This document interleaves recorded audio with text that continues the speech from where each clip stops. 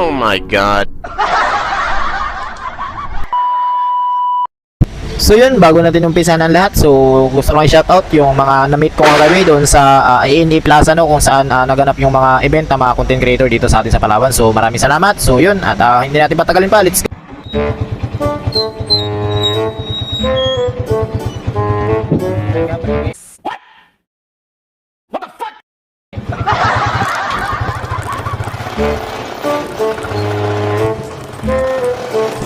Oh my God.